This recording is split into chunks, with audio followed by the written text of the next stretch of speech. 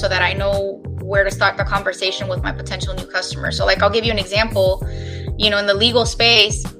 If I'm coming into Atlanta as a divorce lawyer, and if I'm coming into Atlanta as a personal injury lawyer, I'm going to have two completely different strategies because the landscape is different. Like personal injury lawyers here in Atlanta, like I had one person come from out of town and they were like, oh, like there must be a lot of accidents here. And I'm like, why? They're like, because literally every other billboard is a personal injury lawyer. And I was like, no. Like, so obviously I would tell somebody in Atlanta, if you're going to get started as a personal injury lawyer, like don't start with billboards. It's already too saturated. Yeah. But maybe in another state, I might not say the same thing. I might say something different. I might say, you know what? There are 0 personal injury lawyers advertising. Sit back and relax and get ready for another exclusive episode of the Online Marketing Secrets Podcast with Lopez.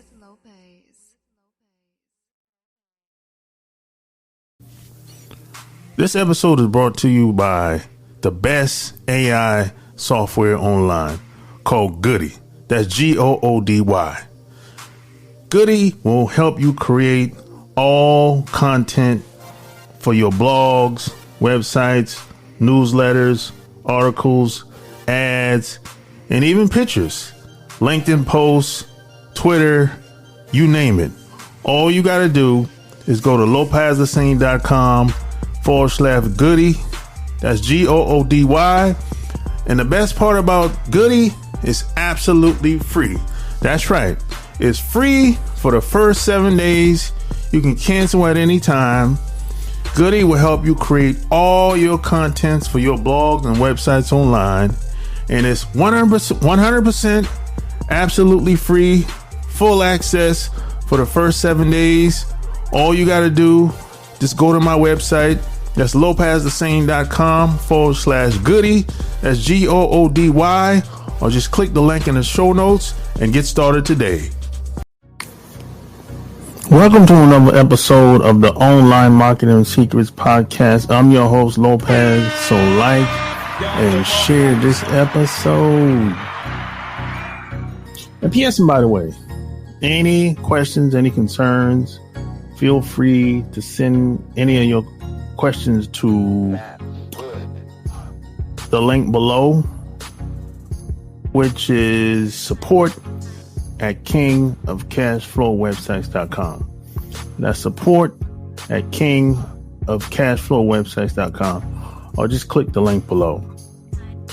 And I really appreciate it if you would leave me a 5-star review in iTunes, Spotify, or anywhere where you're listening to the show. So with that being said, today I have another special guest. I know I always say that, but today I really have a special guest because she's been in the marketing world for over 25 years. She's been doing this for a long time. She's worked with some of the biggest brands in the world, like NBC Universal, Columbia, Comcast, Nielsen. And today she specializes in helping law firms with their marketing, helping them scale their businesses, finding out what really works for them.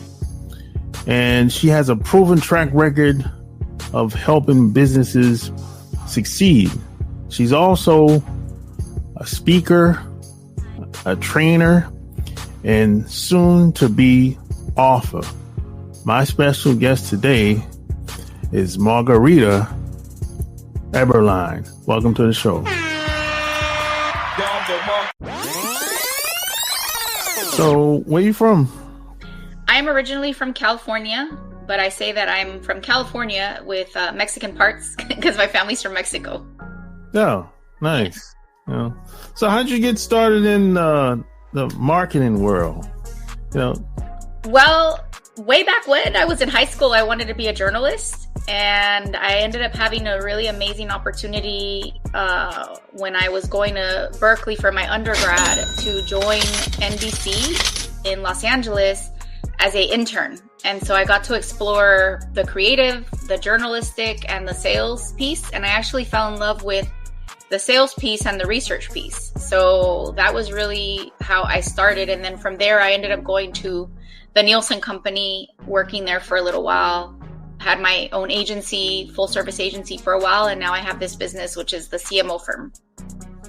Oh, nice. Yeah, because you've been doing this for a long time. You got started when the internet wasn't so popular. Right. Yeah, people thought the internet was a scam, that it was a fad, that it wasn't going to last. Yeah, over 25 years ago, if you can believe it, is when I started my marketing career. What was that? 1997. Yeah. Forever ago. So yeah, been a while.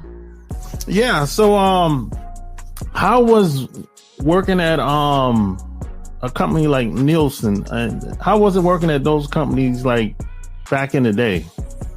It was very intimidating for me because I obviously was, a minority in the company. And so culturally, it was a huge culture shock. I was part of a management rotation program there. And so that was when, I don't know if you remember, the book Outfoxed came out. And It was a very controversial time where people were questioning for the first time the Nielsen data. And not to go on a tangent, but basically this was a big moment in media history, really, because Nielsen had always captured their data in a passive, or not a passive, in an active way. So they had like diaries. Okay. So think about you writing down every single thing that you've watched, and then think about human nature, right? Sometimes we write down what we want people to think we watched and not what we really watched. Yeah. And so it was over the air TV and it was the diaries. Well, then comes cable, then comes passive monitoring, and everybody went nuts because now, in my mind, this is totally my opinion, but it's also data. The data was more accurate because now if I told you that I watched 3.5 Men, but what I really watched and the monitor on my TV captures that what I really watched was Days of Our Lives or something else, you can't make that up. Like, it's passive data. And so the sampling changed and people were starting to question the quality of the data. And, as always, sometimes they bring race into it. Like, minorities are underrepresented in your sampling. And I did see some of that. And so now I'm like one of the few minorities that they're like trying to recruit into the company to bring in another perspective. And it was a culture shock for me because I felt like I was an outsider coming into like an old boys network in a sense. Yeah. That where they were trying to make a change. I still remember Susan White was a CEO and female CEO of a big media company, and she was trying to do things, better, which is why she launched this program. But it was still very rough. Like, I remember just, going around the table and everybody's talking about where they went to school, and it was like Florida State and like colleges that I'd never heard of. I mean, Florida State I've heard of, but like, you know what I mean? Like just random colleges. And I'm like, I had to go to Berkeley to get here. Like, like what's going on? Like all the, and my dad works in radio, or my uncle, and it just was so intimidating. That was what I remember the most about it, because I was a young professional trying to build a career in media, and I get plugged into this amazing opportunity that's also like a cold splash of water of get out, you don't belong here.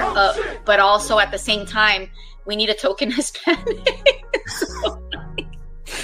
Yeah. Anyway, that's my perspective of what that was like. So yeah. I had a job. I worked. My first job, I guess you could say, in the digital space was at an ad agency, and it was kind of like that. I got hired as a copywriter. At least that's what I thought at the time. But they really wanted me there for like more data, because they didn't really have. They said, "Hey, we need a person." Well, when I came in there after 6 months, I realized that I think somebody, one of my coworkers, pulled me to the side and said, "Hey, do you know why they really hired you?" I said, well, not really. And he's like, they really hired you because they needed more information from people of color. And I said, oh, okay. Boy. You know, I said, because we don't really have anyone else in here to give us any insights about how to promote to those other markets and groups of people. So that's why they really hired you. I said, oh, okay, that's nice to know, you know. I respect it, you know. I respect the effort, but it wasn't easy. I mean, I had a similar experience, you know, working at on a film called Spanglish. I don't know if you've ever heard of it, but that was one of my first jobs out of college. And it was an amazing opportunity. The producer that hired me is a Latina, and she's very big in media on the production side and agency side. And she gave me this awesome opportunity. But I remember being in rooms where it was just, I was the most fully bilingual person in the room. And the movie was called Spanglish. Like they were trying to create like a Spanish, English, like multicultural type project. The director was Jewish. And so I'm consulting, giving feedback. And because I'm sassy, I still remember he made a comment like, oh my gosh, it's like having two people because you're bilingual. And I'm like, well, can I get paid double? And he's like, no. And I'm like, you know what? I'll take it. It's a win is a win. It was a good opportunity. It was a good experience. And but I just learned from all those opportunities, especially back then, because I was very new. I didn't really know how the business went. And plus the guy that really taught me, he retired. Plus he was an older guy at the time. So he ended up retiring, and he told me, hey, he said, you'll be fine. You probably have to figure out some things or whatever. And I ended up taking a job at that agency, and it was a different experience versus just working with him. It's like a group thing, and everything has to be pre-approved, and things move slow, and so I already knew probably within the first 6 months, I said, I'm probably not going to be here very long. I probably take it for what it's worth. Yeah. I said, I probably will end up in a space just like I'm doing right now. Eventually. Yeah. But they're great learning opportunities. Like I'm really grateful. I learned a lot. And again, at the end of the day, I respect the effort that these big companies were making to be more inclusive, to get more of a diverse perspective, to connect with different audiences. And it's awesome. And the privilege that I see in being a minority is we learn how to be chameleons, and we learn how to connect with and enjoy different people and different cultures. Yeah. I still remember being in New York with one of my colleagues, and I'm in a sorority, a Latina sorority. And I remember I connected with a bunch of, other Hispanic women in New York that were in my sorority. And I, told my colleague, and I'm like, hey, why don't you come out with us? Without thinking that she'd be the only white girl at this party that we were going to, where we were going to go out and just hang out. In my mind, it didn't register that it'd be an issue. And so, because I'm so used to always being the minority. And so, she got really tense, and I was like, are you okay? Do you need something? Was your drink not okay? And she was like, I feel really uncomfortable. And I'm like, why? Did somebody do something? I'm over here, being protective and thinking something was really wrong. And she's like, no, it's just I'm the only white person here. And I was like, oh, that's all right. I'm the only Mexican usually wherever we go. And she was like, yeah, but I'm white, I shouldn't have to feel like this. And I was like, okay. But she was not having a good time. And I'm like, meanwhile, I went to Tulum last year, the year before, and it was with all Black accountants and attorneys. And it was me, and I'm over there having a blast, dancing hip hop, dancing to Mexican music. I had a blast, and I'm like, wow, how beautiful. And one of my friends pointed this out. He was like, it's cool that no matter where you are, you're comfortable. And I'm like, it's just, I'm so used to being very comfortable, even when I guess I'm not around people that are like me, that I just have a good time. And that's kind of cool, right? To have that. I think To me, that's the blessing and that's the perk in that. Anyway, I don't know how we got into a conversation on. No, I think you're just comfortable in your own skin. That's all. Yeah. But not only that, but I enjoy other cultures. Like I have such a diverse group of friends, and I eat everything, and I'm just so open. And to me, that's fun. And I feel bad, like the story that I told you was not to be critical of that girl, but I was like, oh, how sad. Like, you can't enjoy yourself. Yeah. Like, because not everybody looks like you. Like, that's kind of sad. Yeah. Like, you're missing out, like. Yeah, but I think just having that mindset, that makes you a better marketer, makes you a better communicator. That makes you, it's much easier for you to relate and empathize and have compassion for other people at the same time. So as a marketer, I think one of my superpowers is that I go deeper and I hit emotion. A lot of people think that marketing and sales is about convincing people with the catchy message, but I understand that the common thread that we all have is we want to feel good and we want to have peace. And so I always get at the emotion, whether I'm running a campaign for a civil rights attorney that's targeting African Americans, with police brutality issues, or a campaign for a personal injury lawyer that wants to target Mexican day laborers.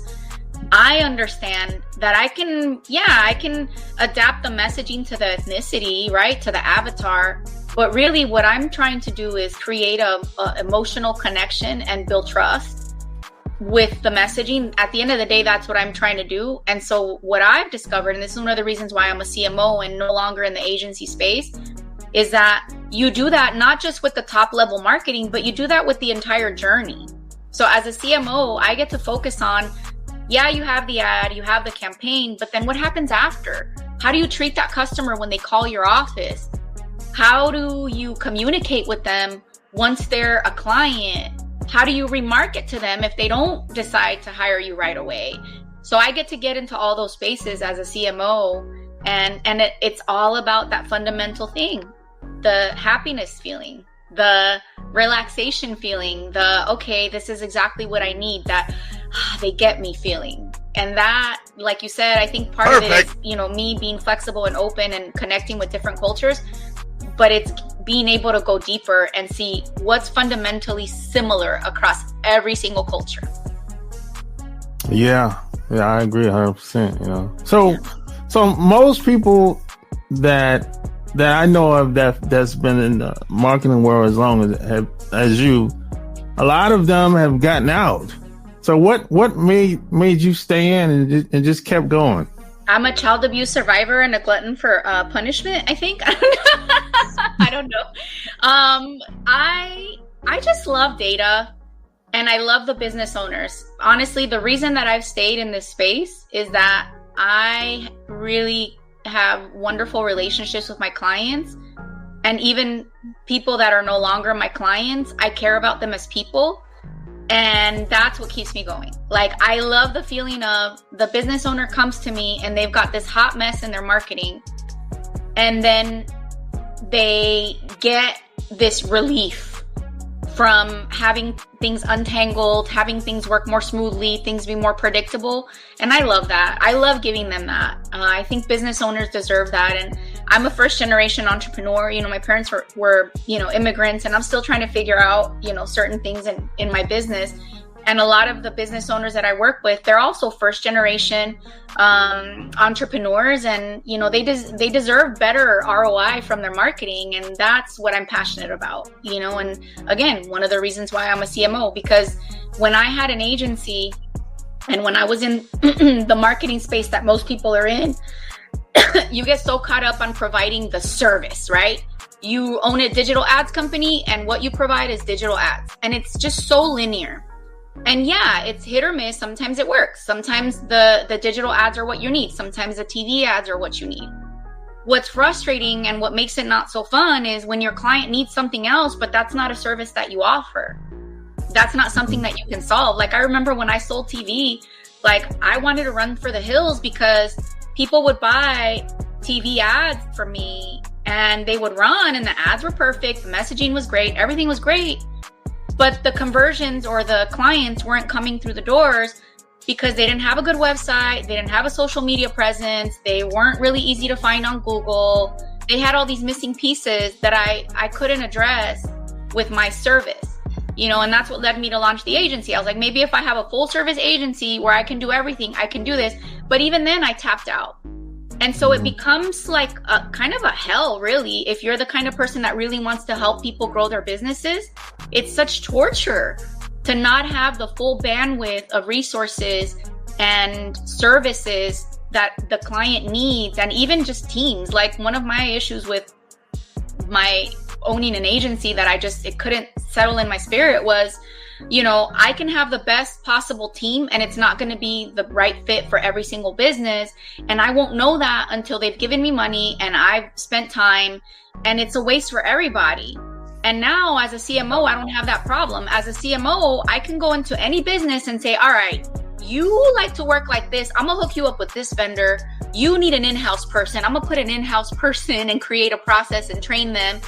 Now I get to do it that way. And that's why I love it, because I'm no longer limited by what tortured me about it, which was the results piece. It's really hard to give people results, to give people growth without a robust 360 approach. And it's nearly impossible to have a comprehensive, effective 360 approach if you own an agency and if you only focus on one tactic. It's so hard. And as a CMO, I get to do it. And it's fun and I love it. Yeah, I can imagine with things changing so fast and social media started to be like commercialized and exactly. Yeah. My aha moment when I knew that the agency business was not quite right for me was when a really awesome attorney that I still work with today had a conversation with me and my agency, and at the time I had 2 other partners. And he said, I want to get on this TikTok thing. It looks like it's going to, you know, really blow up. And I want to get on this TikTok thing. How can we make videos for TikTok? I'm like, oh my gosh, that's a great idea. I've been reading a lot about it too. And I think it is going to be a great opportunity for you. And like, I got kicked under the table and I'm like, they're like, you know, giving me the eye, right? And I'm like, okay. So then we debrief like as an agency, and the conversation was, we can't sell that as a video service because our team is designed and structured to make more long form video or like TV ads, like high quality production. We don't have the capability or the team, and it would take us way too long to like build one just for one client to give this person that service. Let's convince him to do something else instead. And that just didn't feel right. I was like I understood the point as a business owner, right? I can't sell something that I don't do. That's not good business. So I respected the feedback, but I was like, this just isn't right. There has to be a better way to pivot, to adapt, to give clients exactly what they need and not ever be married to a specific tactic or even a process in marketing. I want to be free to just plug in whatever needs to be plugged in, whoever needs to be plugged in into the scenario to get the client results. Because like you just said, things change so fast. I remember growing law firms with Facebook just by posting once a week and creating blog content and circulating it on social media, and that brought in clients. If I try to do that today, that's useless. I can train somebody in how I did that. And there's what's crazy is there's consulting agencies out there that are saying, oh, we have a magic formula for how to grow your law firm. You just have to do this, this, and this, and this. We did it 10 years ago and it worked. And we're making 7 figures, 8 figures, whatever. And I'm just like, bruh, like, can you stop?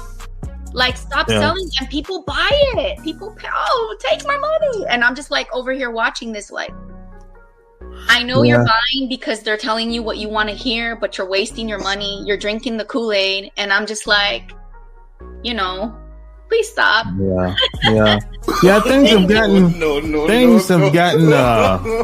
a little bit better since I came online. When I first came online, people were selling anything. It didn't really matter. Yeah, but they can't get away with it as much as they used to. Yeah, I mean, it used to be like people didn't even have to see your face. You could be behind a website. They could like they could have a good launch, a product or whatever it is. people don't know how you look. They would sell thousands of copies, and if they get too many complaints, they might get a knock at the door or something like that. But there wasn't no standards back in the day. I mean, that's true. That it has gotten harder, and people are getting wiser about vetting out, like, I'm going to call them, like just ineffective vendors, I guess, or services. But it's still like, I still see it all the time. Yeah. A lot of business owners come to me with what I've coined as marketing PTSD, where they're like, oh, ads don't work, or Google ads don't work. And then they start to tell me like how they were sold that they had to invest a minimum of $30,000 on Google, and they had to buy these keywords only. And I'm just like, no, they work. Like, whoever sold this to you just did it wrong. And now you think it doesn't work. And now you're spending money on, I don't know, billboards or radio, hoping that's going to bring you customers, when this other thing that really does work, just give it another chance, And so I call it marketing PTSD, because there's vendors out there selling whatever they can sell, taking people's money, doing it wrong. And then these poor business owners are like, man, like, I spent all my money on all the wrong things. That tactic must not work. But it's not always the tactic. Sometimes it's just the vendor. Yeah, exactly. Yeah, I have a friend that's like that. He's a mechanic. They have 2 shops, and I think he found some agency to help them with Google AdWords and just a blog. And he said he pays them $15,000 a month. And I said, what do they really do? He said, why they just... I said, how many phone calls you got from the ads that they posted? Customers walking in the door. Yeah, he said he doesn't know. I said, oh God. If you're listening, you can track that. You can use a tracking phone number to know exactly how many calls. So he said he doesn't know, and then he said he wants to launch a 3rd location, and he said he wanted to create a street sign. And he wanted the dual launch of the 3rd location, basically. And I was like, I don't want to get involved in that.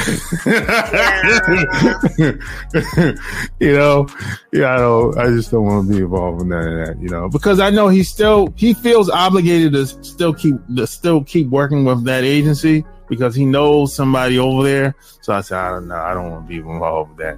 That's the other thing. And I know this is a double-edged sword. Like, a lot of people work with me because they like me and they trust me. So I don't want to be a hypocrite and say, don't work with people just because you like and trust them. But I kind of do, because you need evidence, you need accountability, you need some sort of logical, these are the sales and this is the marketing and this is how they're connected. To me, that's fundamental. Why would you give anybody your money if they're not showing you ROI, or at least a KPI, which stands for key performance indicator, that you can logically say that's connected to the how many customers I get. So like, I'll give you an example. We all know anecdotally that if you have a strong presence on Google My Business, people will Google you, look at your Google My Business, and call you from there, right? Yeah. So if I can show you that I'm getting you more Google reviews and I'm getting you more traffic to your Google My Business, that's a KPI that I can safely assume is going to contribute to getting you more clients. Like, it's data that you can't argue with. So at least that. If I'm running your social media, I need to at least be able to show you that I'm getting you more visibility. Yeah. So why did you decide to focus on law, working with attorneys? So the attorney life chose me. I don't know. Okay. I was pre-law as an undergrad, and I think personality-wise, I communicate well with attorneys. I'm very logical. I have a dry, dark sense of humor. They seem to be into that. So there's a lot of compatibility there. But there is a logical sequence of events that did occur and how I ended up working and niching down with attorneys. And by the way, I do work with non-attorney businesses. Like, I work with dentists, spas, and all that. It's just my niche. So because a lot of what I do really does apply to any business. I was working with TV And this was when the Obama administration made some changes with immigration and made it possible for people to apply for different immigration benefits that weren't available. And the marching orders I got from my then boss was go after immigration attorneys. This is a great time for them to advertise on Spanish language TV. I was working for Telemundo at the time. And that was how I started working with attorneys in advertising and marketing.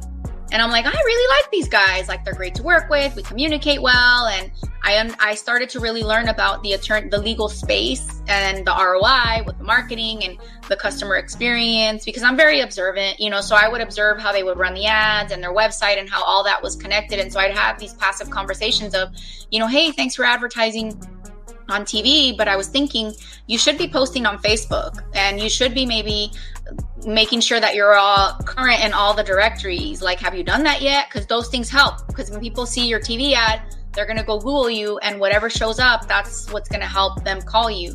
And I would have these conversations with them just in passing. And so then I decided to leave TV. I decided TV is not for me. I'm not going to get into that story, but really it was just not a fit. I felt like I couldn't do enough for clients is really what it was.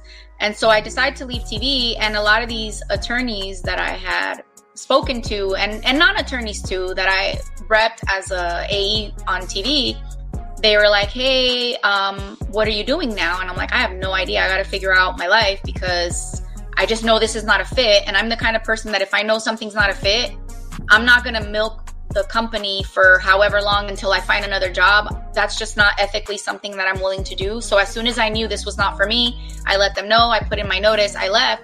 No plan, no job, no nothing. And I remember these people reaching out to me. Hey, let's go have a coffee. Let's go have dinner. I want to pick your brain. You've given me really good advice. And a couple of them were like, can you consult? Can you help me with my marketing part-time? And that was how I started freelancing, mostly with attorneys and consulting. And then that led me to my agency, which, since I already had that foundation of attorneys, I kept going with attorneys. I did a lot of work for non-attorneys, and I found that the attorneys were just my favorite to work with. I understood their business really well, and they felt comfortable with me, and they were easier to retain as clients for a lot longer. And so that was really how I ended up just niching down into attorneys. Yeah. A lot of attorneys need help. They spend a lot of money. They get targeted a lot too by people that don't know what they're doing. Yeah. I assume that attorneys, just like doctors, I assume that they knew how to promote themselves. I just assumed that. And until I met like 2 or 3 attorneys, because I used to live in Atlanta. I lived in Atlanta for 11 years. Okay. And I said, I thought y'all knew how to, promote yourself, because this one guy, he started a new law practice. He said, no, I don't know how to do it. No, he said, when you go to law school, they just teach you basic stuff. They don't really teach you how to promote yourself, how to market yourself. He said, no, he said, they don't even teach you how to be a good attorney. I'm like, really? He said, no. He said, you have to learn how to be a good attorney. He said, law school is just the basics. I said, I didn't know that. So the law, that's a good niche. I agree 100%. Yeah. And a lot of them are good guys and girls that, are good women and men that really want to help people. And I don't want them stressing or getting taken advantage of. And don't get me wrong, a lot of attorneys are smart, and they do know how to market themselves to a certain point because they know how to sell. And visually, they know how they need to be presented. Yeah. But it gets muddy when it's like they think they know what they're doing. So they start buying things. They start buying billboards, TV, whatever. They start buying things, especially when they see their competition is buying things. Like, one thing that happens in the personal injury space is a lot of attorneys do unethical things to get cases. Like, they buy cases, they get paid tow truck drivers to get leads, and they do all kinds of dirty things. Then they have to show like their marketing. So they'll spend money on stupid stuff that's really visible, but that doesn't really work. Yeah. And it's a front. Yeah. And so then you have these people that are like, oh, I'm an attorney like that attorney. That's what they're doing. Let me go and copy that. And it's like, Yeah, but I said I was asking, how do you know it's working over there? Like, what they don't know is some of these attorneys that dump money into this, I'm going to call it vanity marketing, just to be seen, they're not really monetizing it. And they're not doing it for the leads because they're getting the leads some other way. It's almost like laundering money and you have a storefront. Yeah. I mean, I hate to talk about, I've never talked about this on a podcast, but I'm like, we all know this happens. Yeah. You know, and it's like, this is why you need to have somebody that actually know, like, if you're a legitimate attorney wanting to make money the right way, I'm going to call it the right way, the legal way, without going into the gray area, you need to be really cautious with where you invest your money. And you have to be very smart about having a good blend of lead generation with things like Google Ads and stuff like that, and branding with things like billboards and TV. You can't just throw a bunch of money at like TV, radio, and billboards and expect to get those results. Like, just think about it. How do you buy things? Do you go buy a billboard and be like, oh, I'm going to save that guy's number in case I ever get in an accident? No one buys like that. No. You have a problem and you're in your bed at 11 o'clock at night on your phone researching a solution to your problem on the internet. Google. Yeah, the internet. Google, more specifically. Yeah.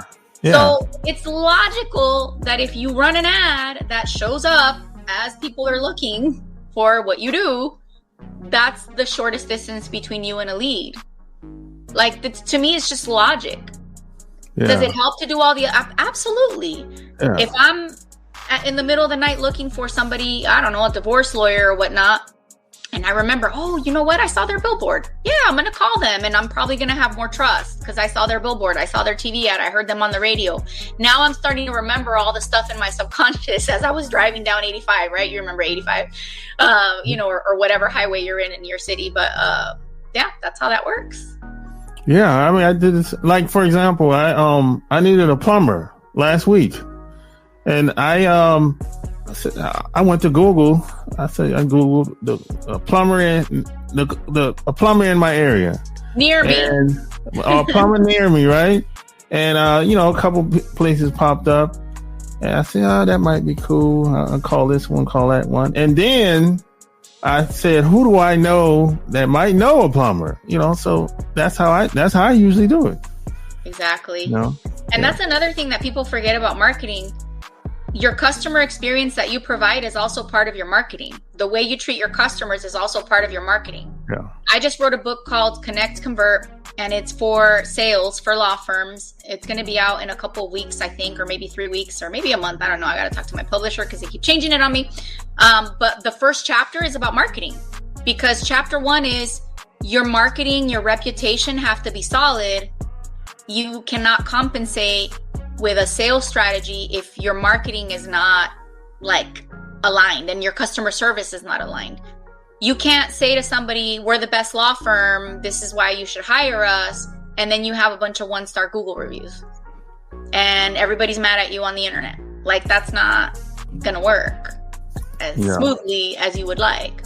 It's all related. It's the customer journey is what I call it. The customer journey is also part of your marketing.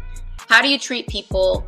And how do people feel after they've worked with you? And that gives you visibility, positive visibility online, and referrals. Referrals are also marketing. Networking is also marketing. People forget about that too. They're like, oh, I don't market. Oh yeah, do you go to networking events? Yeah, okay. That's marketing. Yeah. Passing out your business card? That's marketing. Yeah. All connected. Yeah. So, I guess if you had to start all over today, I mean, how would you get started? Would you take the same path?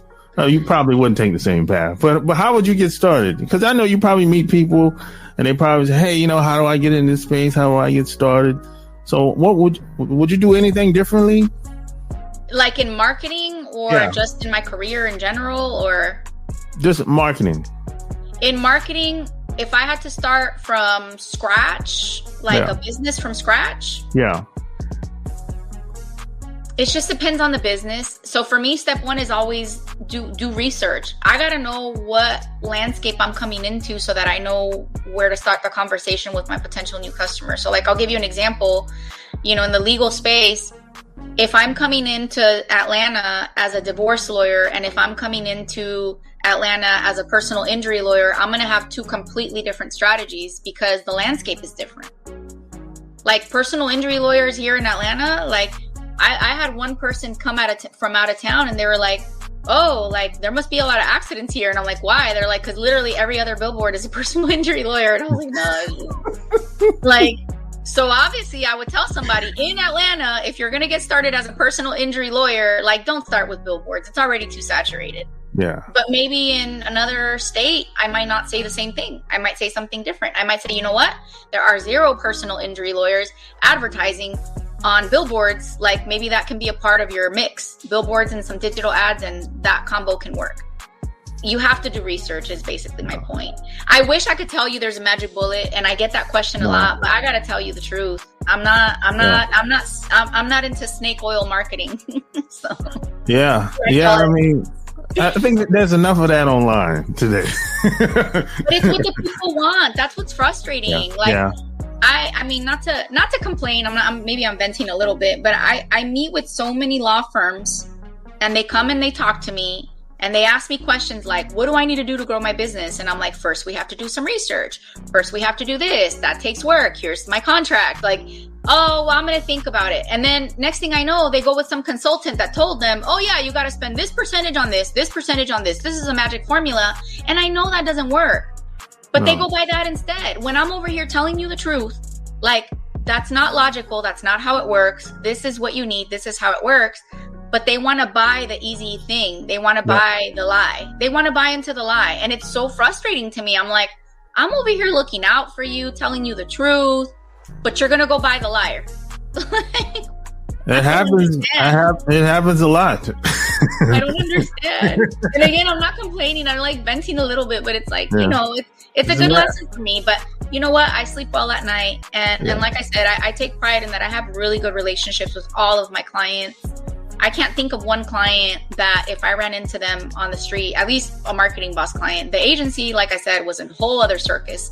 I can't think of one client from my time with Marketing Boss that if I ran into them on the street, I wouldn't want to give them a hug, fist pump, something, you know, because we're cool, because the relationship was always transparent. You knew what you were getting, you know, we were looking out for you. And I take great pride in that. I can't say the same about my season as an agency owner. It got bad as an agency owner because, like I said, and it wasn't me and it wasn't the people. It was just that business model to me is just flawed, you know? Yeah. I've heard about it. You know, I've been around it a little bit. It's been a long time, but yeah. So I guess who do you usually work with? Is it startups? Is it businesses that are established, or who? I mean, I guess in a perfect world, who do you usually work with? My ideal customer, I'll answer it that way. My ideal customer is a law firm owner that has a really good service, really good reputation, and that wants to move above and beyond referral business and wants to either start advertising, like advertising as we know it, you know, with ads, with a better website, with a brand and all of that. But that has the risk tolerance to invest, because in order for us to do our job correctly, we need time to develop things like, you know, messaging that's different. You know, if you tell me right now, come up with a slogan for my law firm, I can come up with one in like 5 minutes, but really I need like a couple months to like really get to know you, to really connect with you, to really immerse myself in your brand. And if you don't have the budget to afford a CMO for like 6 months because you need leads yesterday, that's probably not the best fit for me. Like I look for law firms that have risk tolerance and can actually invest and have the time and the patience to build things out properly. That is an ideal client for me. And sometimes it's somebody that's starting to market for the first time. And sometimes it's somebody that's been advertising and they just want to optimize. Those are also really good clients for us. So those are the clients that they're spending millions of dollars on marketing and they just need somebody to help them optimize, restructure, create a better customer journey and step it up a little bit. Those are awesome customers to work with. So size wise, you know, marketing budget, you're looking at I don't know, in the millions to 100,000 a year or something like that, for marketing is on the low end, is what we work with. But yeah, I love to help lawyers that have a cause too, yeah. Yeah, that makes sense. So if people wanted to work with you, where would they go to? I love social media. So I would say if you really want to work with me and understand what you're going to get, follow me on Instagram and Facebook and all that. And then, of course, if you're ready to book a consultation, we've got our website. You can go get to it through my name, margaritaeberline.com. You can also go to marketing-boss.com. It'll take you to our website and you can book a consultation. We do a free discovery call as our initial thing, and we'll go through what's going on with your business, diagnose a couple of things, and give you some action items. So at minimum, you'll have things that you can do to improve your marketing like that day. And then we can also discuss our different packages and all that if it looks like your company's ready for a CMO. So, and we have an app too. You can download our free app. You can go to Google or the Play Store and just put Marketing Boss and you'll see our app. And there's a ton of free resources on there already, including courses and things like that you can take if you're wanting to start a business. There's also things that you can buy. So you can actually buy sales courses, video making courses, and a bunch of different things that you can buy in the app, and super low cost. So they're ideal for more of the startups. There you have it. Like, share this episode. All links will be found in the show notes. Until next time, we're out. Peace. Awesome. With the state of today's economy, it is more important than ever to invest in products that last for years to come. As the seasons shift and get cooler, make sure your closet is stocked with durable layers that stand the test of time from American Giant. American Giant's clothes work harder and are wearable season after season. Their greatest hoodie ever made is made of the highest quality materials that are cut and sewn right here in the United States. So you're investing right back into your local community. Choosing American Giant means taking a stand for American manufacturing and hardworking Americans, something other mega corporations don't care about. From fleece to knit, all in a range of colors for versatile daily wear, American Giant delivers everyday pieces designed for everyday life. Feel the difference of quality made-to-last clothes from American Giant. Get 20% off your first order with code STAPLE20 at american-giant.com. That's 20% off your first order at american-giant.com with code STAPLE20.